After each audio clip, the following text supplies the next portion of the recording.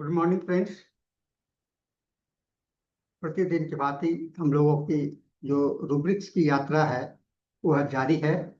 आज भी हम इस मीटिंग में आप सबों के साथ एक रूब्रिक्स को समझने के लिए आए हैं। यह रूब्रिक्स जो है तो कुछ ऐसे लोगों से होता है जो शरारत किया करते हैं, शरारती स्वभाव के होते हैं। बच्चे तो अक्सर शरारती माने ही जाते हैं और शरारत उनका भोलापन होता है और उनके जीवन का एक भीतर का जो है हैप्पीनेस, खुशी और एक जो इनोसेंस जो है उसका जो एक फीलिंग्स जो है वह प्रकट होता है। लेकिन यह जब काफी बड़े लोगों में देखा जाता है और ऐसे जगह पर जहाँ की लोगों को गंभीर होना चाहिए वहां पर अगर शरारत करें तो यह एक उनकी आदत की पहचान हो सकती है या उनके अंदर में कोई मानसिक विकार को प्रदर्शित होता है।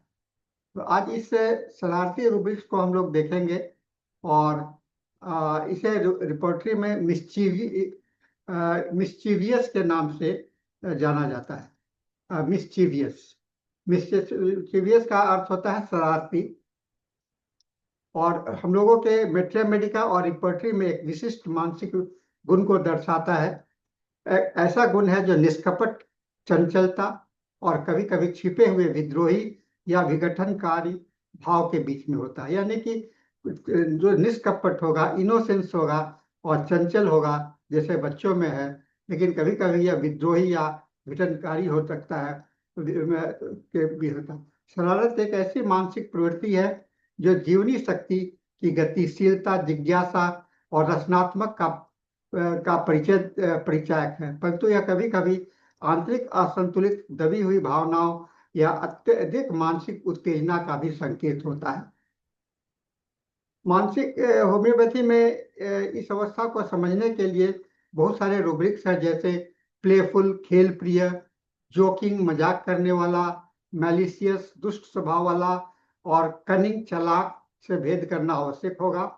हम लोग आज इसमें मिस्चीवियस से संबंधित इसके विभिन्न आयाम को देखने का कोशिश करेंगे, जैसे शब्दों का अर्थ, इसका ऐतिहासिक प्रयोग, मनोवैज्ञानिक और चिकित्सकीय अभिव्यक्ति तथा रोगी कैसे व्यक्त करता है और तथा साथ ही मैथमेटिक स्तर पर भी।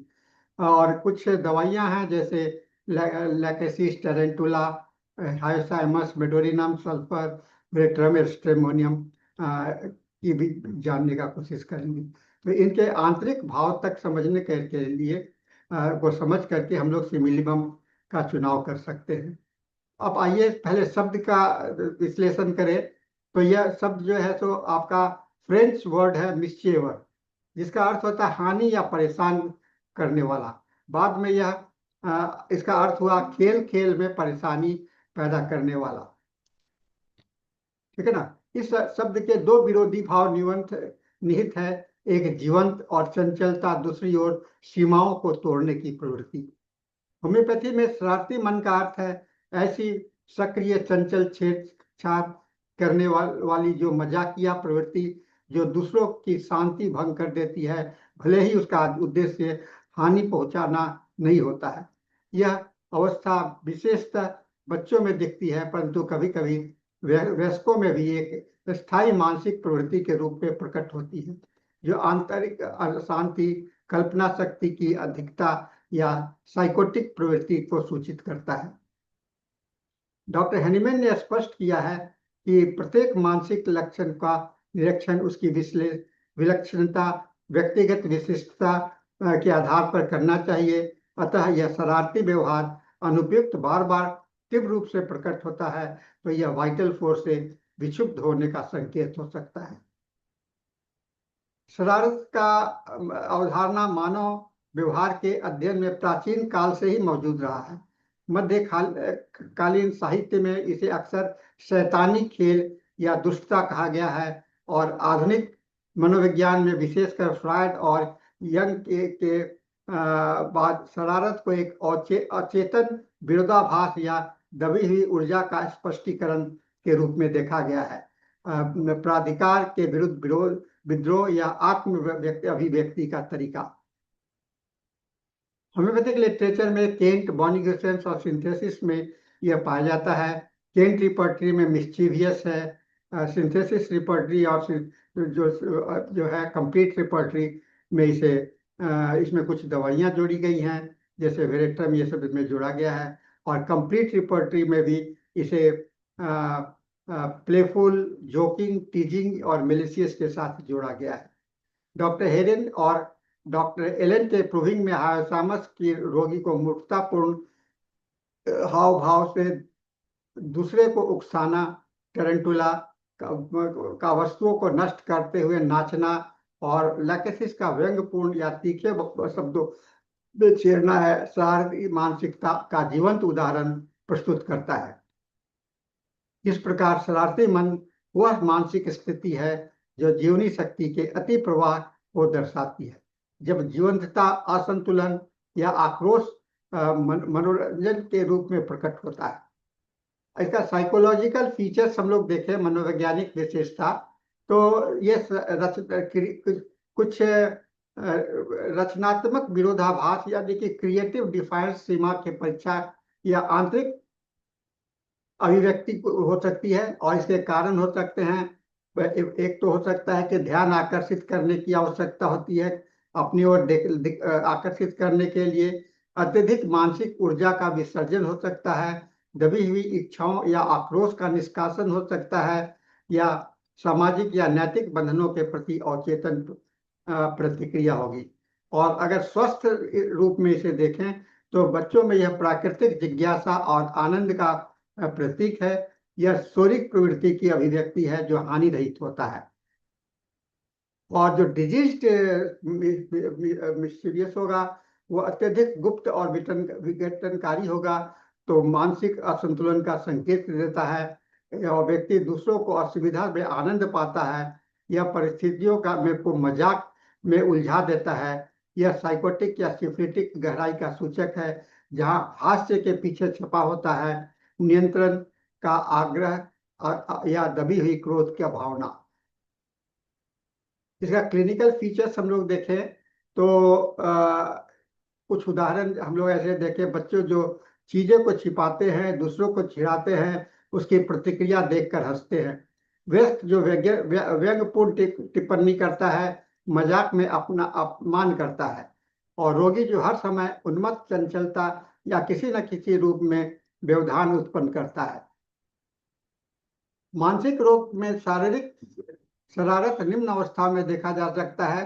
हिस्टेरिक अवस्था में, जैसे टेरेंटुला में, मिर्गी में भी बाल सुलभ मजाक होता है। साइकोटिक अति सक्रियता के में भी देखा जाता है और ईर्ष्यालु या व्यंग्यात्मक अवस्था भी देखा जाता है। कई बार शरारत का उद्देश्य भावनात्मक रक्षा है, अर्थात अपनी संवेदनशीलता या डर को हास्य या व्यंग में छिपा देना। रोगी का जो आप देखिएगा, अगर उसका भाषाई संकेत और उसका एक्सप्रेशन, तो आप उसमें देख सकते हैं आंखों में चमक, हल्की मुस्कान या व्यंग्यात्मक लहजा, गंभीर बातचीत में अचानक हंसना, चिकित्सक को जानबूझकर उलझाने या चिढ़ाने की प्रवृत्ति, दोहरे अर्थ वाला वाक्य या शब्द से खेलना। ऐसे रोगी कहते हैं, बस देखने के लिए किया था और क्या होगा, मैं तो बस मजाक कर रहा था। लोग बहुत गंभीर रहता है, मैं थोड़ा हल्का फुल्का होना चाहता हूँ। यह अभिव्यक्तियां दिखने में तो सामान्य है, परंतु इसमें रोगी की मानसिक जड़ें छिपी हुई होती है। कुछ रूब्रिक के साथ में तुलनात्मक अध्ययन करें। प्लेफुल, खेल प्रिय होता है, यह निष्कपट आनंद, कोई छिपा हुआ उद्देश्य नहीं होता है। जोकिंग, जो कि मजाक करना होता है, केवल वंचित मनोरंजन के लिए। मैलिशियस, जानबूझकर के हानि पहुंचाना। कनिंग, चालाक, ये योजनाबद्ध छल, आत्महित पर केंद्रित। और टीजिंग, उकसाने या चिढ़ाने की प्रवृत्ति। तो मिस्चीवियस इन सभी बिंदु मध्य में है। इसमें चंचलता परंतु हल्की उत्तेजना होती है।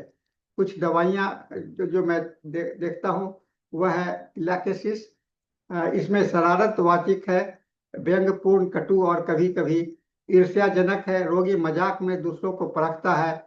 सिफिलिटिक प्रवृत्ति यहाँ मुख्य है। दबी हुई भावना का मुखौटा है। टेरेंटुला सबसे प्रमुख शरारती औषधि है। रोगी अत्यधिक चंचल, नाचता गाता, वस्तुओं को नष्ट करता है और दूसरों को उकसाने में आनंद पाता है। बच्चों में यह अतिशय ऊर्जा और ध्यान कर्षण की प्रवृत्ति के रूप में दिखता है। हाइसाइमस यह शरारतपूर्ण, मूर्खतापूर्ण और अशोभनीय होता है। कपड़े उतारना, विचित्र हंसी करना, अशिष्ट हाव भाव यह मानसिक नियंत्रण के ह्रास का लक्षण है। सिफिलिटिक दिशा में झुकाव है। और मेडोरिनम बच्चों में अत्यधिक ऊर्जा, गुप्तता और कल्पनाशील झूठ बोलना। शरारत इनके लिए आत्म अभिव्यक्ति है। यह साइकोटिक अभिव्यक्ति हो सकता है। सल्फर यह मानसिक और बौद्धिक शरारत है।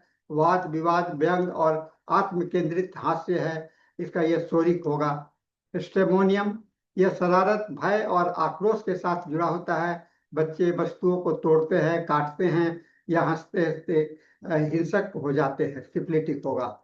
वेरेट्रमेल्व यह शरारत अहंकार के दिखावे होता है। रोगी झूठी बातें बनाता है, दूसरों को छलता है। यह आपका सिफिलिटिक में हो जाएगा। तो हम लोग देखें, शोरिक होगा, निष्कपट होगा, इनोसेंस होगा, खेल होगा, जिज्ञासापूर्ण, छेड़छाड़ होगा। साइकोटिक अतिशयोक्तिपूर्ण होगा, गुप्त होगा, ध्यान आकर्षक होगा। और सिफिलिटिक विनाशकारी, क्रूर और अशोभनीय शरारत होगा। इस प्रकार शरारत की तीव्रता, उद्देश्य और परिणाम से संबंधित मियाज की पहचान की जा सकती है।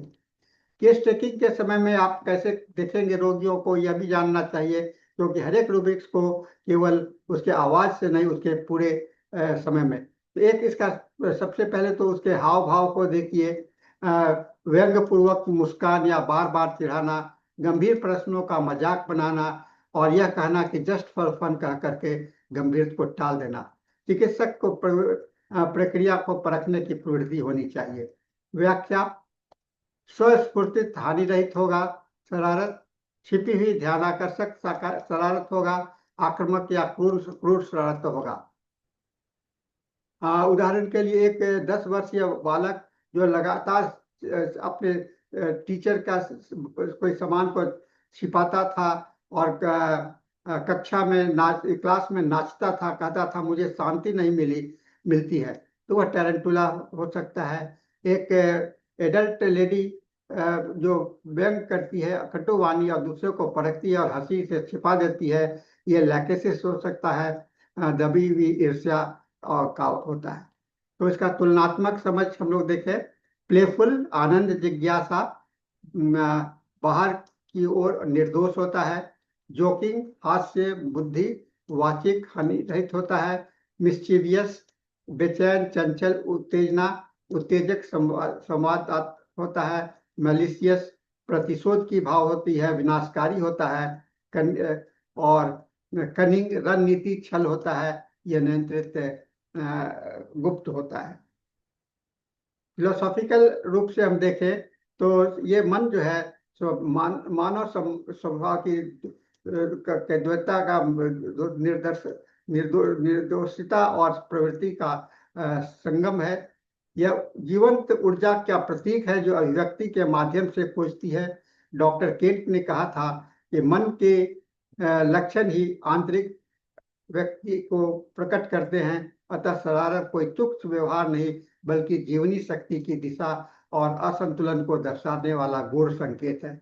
बच्चों में यह उत्साह है, परंतु वयस्क में यह अक्सर दबी हुई विद्रोही रूप लेती है। चिकित्सक के लिए यह गहन अवलोकन का अवसर है।